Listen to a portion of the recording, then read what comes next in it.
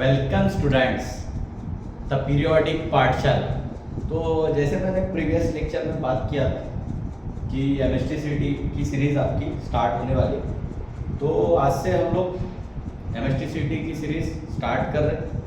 तो टाइम ना वेस्ट करते हुए बात करते हैं। मैंने उस दिन एक चीज़ आपको बताया था, एक फर्स्ट 1 मिनट में मैं आपको बता देता हूँ कि उस दिन क्या क्या चीज़। मैंने ये बोला था कि आपको मैक्सिमम जो फोकस रखना है वो अपने 12th के सिलेबस पर रखना।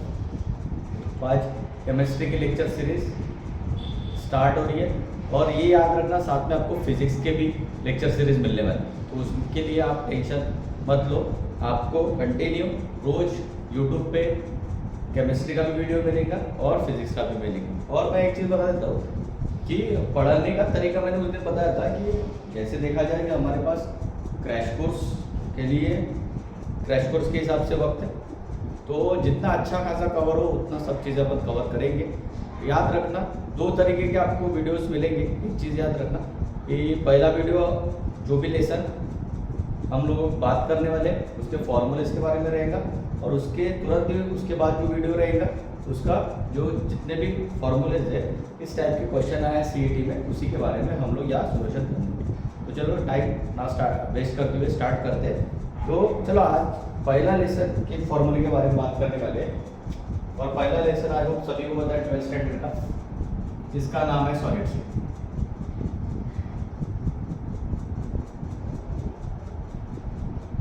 अभी जो फर्स्ट वीडियो उसमें हम लोग इसके सभी फॉर्मूलेस डिस्कस करने वाले हैं अभी ये वीडियो में।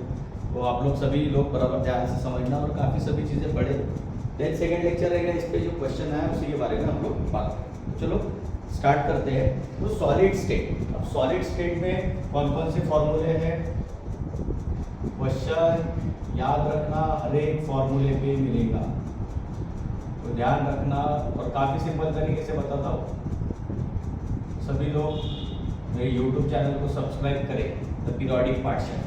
तो इम्पोर्टेंट फॉर्मूले के बारे में बात कर रहे हैं सॉलिड स्टेट। पहला फॉर्मूला किस तरीके से आपको पढ़ना है। सबसे पहला फॉर्मूला आप लोग जब सॉलिड स्टेट पढ़ के जाओगे, आप पढ़ लिए हो बराबर, तो आपको पता है कि सॉलिड स्टेट में पहला फॉर्मूला जो आपको आना चाहिए वो डेंसिटी का फॉर्मूला। डेंसिटी का फॉर्मूला सभी को पता है, डेंसिटी मतलब रो, फॉर्मूला होता है NM/EQ में। पहला फॉर्मूला आपको ये पता होगा। सॉलिड स्टेट अगर पढ़ना है तो याद रखना मेरी एक बात, पहला फॉर्मूला आपको ये पता, बाकी आप बाद में करते थे। पहला क्वेश्चन 110% क्वेश्चन दिखेगा इस फॉर्मूले पे, याद रखना। चाहे आप स्टेट बोर्ड की एग्जाम दियो, चाहे आप अपनी सीईटी की एग्जाम दे, याद रखना ये फॉर्मूले पे हर साल क्वेश्चन। इसलिए पहला formula rho is equals to NM/EQ में। तो जितने भी फॉर्मूले हैं वो सभी ये वीडियो में बात करने वाले हैं। तो रो का मीनिंग सभी को होता है, रो मतलब होता है डेंसिटी, सभी को पता है। यूनिट भी लिख लेता हूँ, स्टैंडर्ड याद रखना, ग्राम पर सेंटीमीटर क्यूब होता है। दूसरा होता है एन मतलब होता है number of particles per unit से, number of particles per unit से। आपको बताया स्टेट बोर्ड के सिलेबस में 3 तरीके की यूनिट से पढ़े जो हमारे काम के। एक है SCC सिंपल क्यूबिक, दूसरा होता है BCC बॉडी सेंटर, तीसरा होता है FCC फेस सेंटर। सभी को पता है HCC के लिए n का वैल्यू होता है 1, बराबर याद रखना। BCC के लिए n का वैल्यू होता है 2 और FCC के लिए n का वैल्यू होता है सबसे पहला n का वैल्यू ध्यान रखना। पहला फॉर्मूला जो आपको पता होगा, डेंसिटी NM/क्या होता है EQ है। रो मतलब लिख दिया इंटेंसिटी, n मतलब number of particles per unit से। ध्यान रखना सिंपल क्यूबिक बोला तो n का वैल्यू कितना लोगे 1, बॉडी सेंटर्ड बोला तो n का वैल्यू कितना लोगे 2, फेस सेंटर्ड बोला तो n का वैल्यू कितना लोगे। तो इस तरीके से आपको ध्यान रखना। थर्ड कैपिटल M में सभी एब्रिविएशन भी होता है। कैपिटल M मतलब होता है मोलर मास, जो आपको पेपर में गिवन दिया है उसके बारे में टेंशन ना। A क्यूब, अब सुन लो A क्यूब के क्वेश्चन कैसे कैसे हैं। A क्यूब मतलब भी होता है, तो आप टेंशन मत लेना। A क्यूब मतलब edge length of unit cell और A क्यूब मतलब भी होता है। तो कभी कभी वॉल्यूम के भी फॉर्म में पूछ सकते हो, कंफ्यूज मत होना। V मतलब होता है volume of unit cell. Confuse मत होना कभी कभी v का वैल्यू दे तो आप बोलोगे सर क्वेश्चन गलत है, ए क्यूब का वैल्यू ही नहीं दिया। तो एक याद रखना सीट एक चीज ध्यान रखना कि आपको ए क्यूब का भी वैल्यू देगी वो डायरेक्टली, क्योंकि समय उतना ही अपने उसके हिसाब से अपने को सॉल्व करना है। तो कम समय में सभी क्वेश्चन बनने चाहिए, तो वैल्यूज मैक्सिमम चीज के देंगे। तो क्वेश्चन कराऊंगा तब आपको समझेंगे। तो ध्यान रखना, यहाँ पे कंफ्यूज मत होना। ए क्यूब मतलब ही बी होता है और बी मतलब ही ए क्यूब होता है, कंफ्यूज होना नहीं है। ए क्यूब मतलब ही क्या होता है, बी होता है, और बी मतलब ही क्या होता है, ए क्यूब, जिसका नाम क्या होता है, वॉल्यूम ऑफ यूनिट सेल। और क्या बचा, एन ए का तो नाम सभी को पता है, एन ए मतलब होता है एवोगैड्रोस नंबर, एवोगैड्रोस नंबर, जिसका वैल्यू कितने बार भी पढ़े, 6.022 इंटू 10 का पावर प्लस। पहला काम आपका ये, सॉलिड स्टेट में अगर बात कर रहे हो आप, सॉलिड स्टेट अगर लेसन पढ़ के जा रहे हो सीईटी में, पहला फॉर्मूला आपको ये पता होना चाहिए, जिसके बारे में मैंने कहा। क्वेश्चन भी करेंगे, लेकिन ये वीडियोस इंपॉर्टेंट फॉर्मूले के बारे में है रिगार्डिंग जितना भी सीईटी पीसीएम रही है पीसी। चल पहले टाइप का फॉर्मूला है वो क्लियर, चेक कर। चलो सेकंड फॉर्मूला सर, पढ़ने का तरीका बताओ, कैसे भी नहीं पढ़ने का भी तरीका। सेकंड टाइप के फॉर्मूले वॉइड्स के ऊपर, ये पहले टाइप का क्वेश्चन, सेकंड है वॉइड्स के ऊपर क्वेश्चन आ सकता है, वॉइड्स। चल अब वॉइड्स बोला है तो सभी ने पढ़ा है, एक ऑक्टाहेड्रल वॉइड्स पढ़िए, ऑक्टाहेड्रल वॉइड्स। दूसरा होता है टेट्राहेड्रल वॉइड्स, क्वेश्चन मिलेगा। और तीसरा होता है टोटल वॉइड्स। तो वॉइड्स पे सेकंड टाइप का क्वेश्चन देख लीजिए, सिंपल सा फॉर्मूला एक लिखता हूं। ऑक्टाहेड्रल वॉइड्स का फॉर्मूला क्या होता है, कैपिटल, तो मैं बता दूं कैपिटल एन का नहीं लिखता हूं। टेट्राहेड्रल वॉइड्स का फॉर्मूला होता है, कुछ नहीं करना है, एन को लिखना, उसको 2 से मल्टीप्लाई 2n। और टोटल वॉइड्स मतलब होता है जो ऑक्टाहेड्रल वॉइड्स का आंसर रहेगा, आंसर हो इसका मतलब ऑक्टाहेड्रल वॉइड्स का आंसर रहेगा और किसका, टेट्राहेड्रल, दोनों का सम कर, octahedral voids plus tetrahedral voids, दोनों का सम, मतलब ये कौन सा वॉइड्स निकलेगा, टोटल वॉइड्स।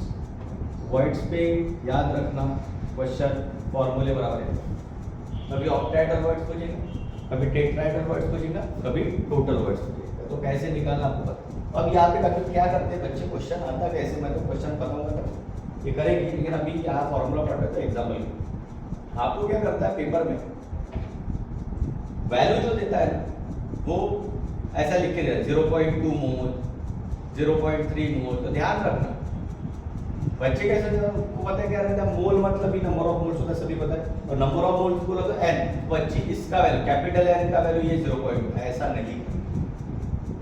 आसान सा क्वेश्चन अब भाई में गलत कर दो, तो याद रखना ये जो मोल यूनिट होता है ये स्मॉल एन का होता है, स्मॉल एन मतलब नंबर ऑफ मोल्स, और अपने को कौन से एन की जरूरत है, कैपिटल। तो करना कुछ नहीं रे, काफी सिंपल है, स्मॉल एन को कैपिटल एन में कन्वर्ट करना है। तो मैं सिंपल भाषा में बोलता हूँ, जो भी वैल्यू दिया है क्वेश्चन में उसको लिख लेना, मल्टीप्लाई बाय एवोगैड्रोस नंबर से मल्टीप्लाई करना है। एवोगैड्रोस नंबर तो पढ़ा चुके हो, एवोगैड्रोस नंबर मतलब क्या होता है, एन। तो स्मॉल एन को कैपिटल एन में कन्वर्ट करना है तो एक फैक्टर से मल्टीप्लाई करना है जिसका नाम होता है एन ए, और एन ए का मीनिंग सभी को पता है क्या होता है, एवोगैड्रोस नंबर। तो आयो सेकंड टाइप का question, voids simple, octahedral voids का formula N, capital N, N मतलब होता है नंबर ऑफ पार्टिकल्स, याद रखना। एन मतलब होता है नंबर ऑफ मॉलिक्यूल्स, या उसका दूसरा नाम एटम्स, तीसरा नाम पार्टिकल्स, या चौथा नाम आयंस, कुछ भी बोल सकते हैं, कंफ्यूज होना। ये second type. I hope second type का फॉर्मूला सभी को क्वेश्चन आएगा 100%। काफ़ी सिंपल तरीके से बताओ कैसे लगाना है, पहले फॉर्मूले डिस्कस करें। और इसमें कौन से टाइप का, और एक टाइप का क्वेश्चन है केसेस पे क्वेश्चन है, केसेस होता है, जब मैं पढ़ता था केसेस पे क्वेश्चन, 3 केस है मैं बताता हूँ। केस नंबर 1, आपके क्वेश्चन में पूछा जाता है कि मुझे नंबर ऑफ पार्टिकल्स या एटम्स, कुछ भी बोल सकते हैं, तो नंबर ऑफ पार्टिकल्स या atom molecule in x gram of metal लिखा,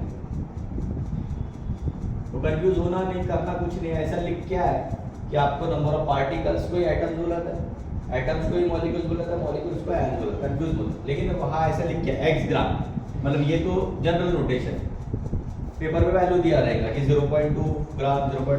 ऐसा अगर लिख के आता है, वो अगर बोलता है कि कैलकुलेट नंबर ऑफ पार्टिकल्स और ऐसा लिख के आता है उसके साथ ग्राम का वैल्यू, तो उस वक्त कौन सा फॉर्मूला लगाना, तो याद रखना फॉर्मूला लगाना कैपिटल है इज इक्वल फॉर्मूला होता है xn अपॉन रो ए क्यू। याद रखना कभी भी ऐसा लिख के नंबर ऑफ पार्टिकल्स निकालना है सर x ग्राम के लिए, तो कंफ्यूज होना नहीं, नंबर ऑफ पार्टिकल्स बोला जाए मतलब कैपिटल x ग्राम के लिए बोला तो फॉर्मूला कुछ नहीं, जो वैल्यू है उसको लिखना मल्टीप्लाई बाय स्मॉल n का मीनिंग आपको पता है, स्मॉल n मतलब क्या होता है number of particles per unit cell.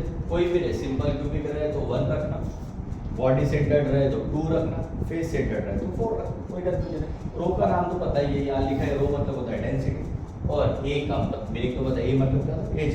तो पहले केस जब ऐसा लिख के है number of particles in x gram of metal, तो इस तरीके से फॉर्मूला। दूसरा तरीका, दूसरा केस, केस नंबर 2 कि कुछ नहीं करो, जहाँ पार्टिकल्स है उसकी जगह नाम चेंज होंगे, नंबर ऑफ पार्टिकल्स की जगह ऐसा लिख के यूनिट से, पार्टिकल्स था एटम्स मॉलिक्यूल्स है, इसकी जगह अगर ऐसा लिख के यूनिट से, बाकी सेंटेंस है ई x ग्राम ऑफ मेटल, ऐसा लिख के आया तो टेंशन लेना नहीं, ऊपर का फॉर्मूला ही कॉपी करना है बस। पार्टिकल्स आए तो स्मॉल n से मल्टीप्लाई करना, पार्टिकल्स की जगह अगर यूनिट से लाता है तो बस स्मॉल n से मल्टीप्लाई मत करना, स्मॉल n को छोड़ने के बाद कौन बचेगा x अपॉन रो ए, x अपॉन रो। दूसरे नंबर में काफी सिंपल है, बिल्कुल आपको टेंशन लेना है, सभी चीजें आपको करवा के दूंगा। लेकिन याद रखना जब भी न्यूमेरिकल करने से पहले मेरा फॉर्मूला सीरीज देख लेना हर एक लेसन का, उसके बाद दूसरा वीडियो देखना तो आपको सभी चीजें क्लियर हो, काफी इजी तरीके से बताऊंगा, क्योंकि मैंने वो सब चीजें ऑब्जर्व किया है कि क्वेश्चन किस तरीके से आते हैं, कौन से टाइप के क्वेश्चन आते हैं, वो सभी मैं आपके सामने इजीएस्ट वे से रख रहा हूँ ताकि आपको सीईटी लिखने के लिए आसान। I hope second case clear है सर। चलो थर्ड केस बात करते हैं, केस नंबर 3। केस नंबर 3 में क्या होगा, इसको कॉपी करना है नंबर ऑफ यूनिट्स है, लेकिन ऐसा लिख के नहीं आएगा, ऐसा लिख के आएगा वॉल्यूम ऑफ द, इसके जगह अगर ऐसा लिख के आए वॉल्यूम ऑफ मेटल, तो करना कुछ नहीं, फिर से कैपिटल N लिखना, वॉल्यूम का V लिखना अपॉन। अब ऐसा मत समझना, यहाँ पे पहले क्लियर कर देता हूँ, आप बोलेंगे सर V मतलब भी ए क्यूब, ए क्यूब मतलब भी, मतलब ऐसा मत रख देना V का वैल्यू ए क्यूब और नीचे भी ए क्यूब, सर ए क्यूब कैंसिल, फॉर्मूला ही गायब, ऐसा नहीं, याद रखना ये जो है V, ये यहाँ लिखा है V मतलब क्या होता है वॉल्यूम ऑफ मेटल, और ये जो A है ए क्यूब मतलब भी V बोला है, ये वॉल्यूम ऑफ यूनिट्स, तो टू थिंग्स आर डिफरेंट। तो आप ऐसा मत बोलना कि सर यहाँ पे तो आंसर जल्दी आ जाएगा, अरे नहीं, ये V मतलब मीनिंग समझो, V मतलब क्या होता है वॉल्यूम ऑफ मेटल, और ए क्यूब मतलब भी पता है, ए क्यूब मतलब भी V मतलब क्या होता है वॉल्यूम ऑफ यूनिट्स, तो ये कंफ्यूजन रखना। तो इस तरीके से सॉलिड स्टेट के इतने टाइप के क्वेश्चन आपको कॉन्सेप्चुअली मिलेंगे। मैंने उस दिन बताया था थ्योरेटिकली तो आपको पढ़ना ही है, स्टेट बोर्ड की बुक के सिवा कहीं और थ्योरेटिकल पार्ट के लिए जाना, जितना भी कॉन्सेप्ट पार्ट है तो सभी मैं डिस्कस करने वाला हूँ, क्वेश्चन सॉल्व करने के लिए हम सभी चीज़ें करते हैं। तो आई होप सभी को, और कोई फॉर्मूला नहीं है, इतने टाइप के question numerical point of view आ सकते, डेंसिटी का आ सकता है, काफ़ी कुछ भी बोल सकते हैं एक फॉर्मूले से। अब यहाँ पे लगा, कभी मान लो डेंसिटी पूछ ले तो ऐसा लगाएंगे, कभी वो n पूछ लेगा तो आपको फॉर्मूला बनाते आना चाहिए, कैसे बना n इज इक्वल टू, ये डिवाइड में इधर एक मल्टीप्लाई, तो रो ए क्यूब n डिवाइडेड है, small m capital M multiply में नीचे आएगा तो क्या होगा डिवाइड। तो ऐसे कंफ्यूज नहीं होना, नहीं तो तुम लोग क्या अलग अलग फॉर्मूले याद रखो, कोई अलग फॉर्मूले याद मत, एक फॉर्मूला पता रहे जो निकालना, कभी ए क्यूब निकालना तो उसके हिसाब से रखना, कभी n निकालना तो बना गया था ए क्यूब के हिसाब से बनाना, तो ये इसको इधर भेजना, इसको इधर भेजना। तीसरे टाइप का भी फॉर्मूला, चलो यहाँ लिख लें, तीसरे टाइप का भी फॉर्मूला ए क्यूब निकालना है, ए क्यूब को इधर, डेंसिटी को इधर, क्या होगा nm अपॉन रो एन, और आपको पता है ए क्यूब मतलब क्या होता है, वन। तो आप कंफ्यूज मत होना, किसी भी टाइप से क्वेश्चन है तो जब भी कॉन्सेप्चुअल पार्ट पे क्वेश्चन आएगा, numerical point of view question आएगा सॉलिड स्टेट पे, तो आपको इतने सारे फॉर्मूले के बारे में काफ़ी सिंपल है, एक बता रहा है बाकी क्वेश्चन सॉल्व, दूसरे टाइप का बता रहा है क्वेश्चन सॉल्व, तीसरे टाइप का बता रहा है, आसानी से मैं बोल रहा हूँ ईजीएस्ट वे में आपके सामने रखूँ। तो ये इम्पोर्टेंट फार्मूला है फॉर सॉलिड स्टेट। MHPCT चाहे वो PCM रहे या PCB रहे, कोई भी स्टूडेंट रहे, आसानी से आप लोग एग्ज़ाम को टैकल कर सकते हो। तो कोई कंफ्यूजन रखो मत, अच्छी तरीके से अपने साथ बुक रखना है, अपनी कॉपी रखना है, लिखते जाना सभी फॉर्मूले।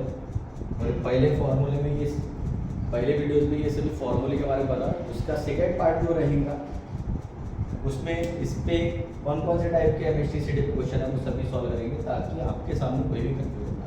तो आई होप सभी को आज के सॉलिड स्टेट के सभी फॉर्मूले क्लियर, इससे ना ज़्यादा पूछेगा ना कम, ये मेरी गारंटी, तब पीरियोडिक गुरु की गारंटी है, तब पीरियोडिक पाठशाला की गारंटी। तो आप लोग निश्चित रहिएगा, सभी फॉर्मूले सीरीज को अच्छी तरीके से मैं कवर करने वाला हूँ और उस पर क्वेश्चन भी बात करूँ। आई होप सभी को आज का पार्ट क्लियर।